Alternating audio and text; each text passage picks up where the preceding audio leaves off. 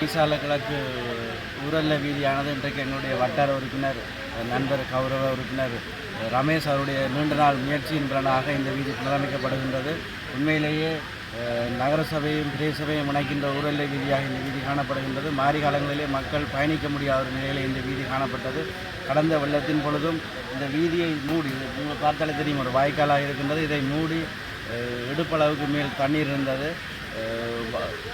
டிராக்டரில் கூட மக்கள் பயணிக்க முடியாத சூழல் இருந்தது. அந்த வேளையிலே என்னுடைய கௌரவ உறுப்பினர் ரமேஷ் அவர்கள் பைக்கோ இயந்திரம் மூலம் வெள்ள நீரை வெட்டி அகற்றுவதற்கு பணிபுரிந்திருந்தார்.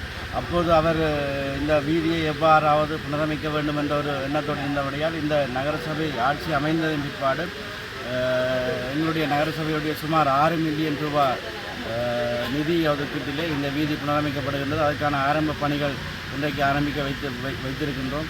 குறிப்பாக இந்த வீதியினுடைய மீசாலை அல்லாரை வீதியும் எங்களுடைய உறுப்பினர் ரமேஷ் அவர்களுடைய கோரிக்கைக்கு அமைவாக நீண்ட நாள் அவர் வீதி அபிவிருத்தி திணைக்களத்துக்கு முன்வைத்த நீண்ட கோரிக்கை அமைவாக இந்த வீதியும் காப்பீட்டு வீதியாக மாற்றப்பட்டிருக்கின்றது. எனவே அந்த வீதி உயர்த்தப்பட்டமையினால் இந்த வீதிகள் எல்லாம் தாழ்ந்து வெள்ளத்தில் மூழக்கூடிய அபாயம் இருந்தது. ஆகவே அவர் எங்களுடைய சபை கூட்டத்திலே சுட்டிக்காட்டி உடனடியாகவே இந்த வீதிக்கு சபையினாலே இந்த 6 மில்லியன் ஒதுக்கப்பட்டு இன்றைக்கு அந்த வீதி புனரமைப்பு பணிகள் ஆரம்பிக்கப்பட்டிருந்தது. நான் நினைக்கிறேன் இது குருதி ஒழுங்காக இருந்தது. வரலாற்றின் முதல் தடவையாக இந்த வீதியானது கான்கிரீட் வீதியாக தரம் உயர்த்தப்படுகின்றது.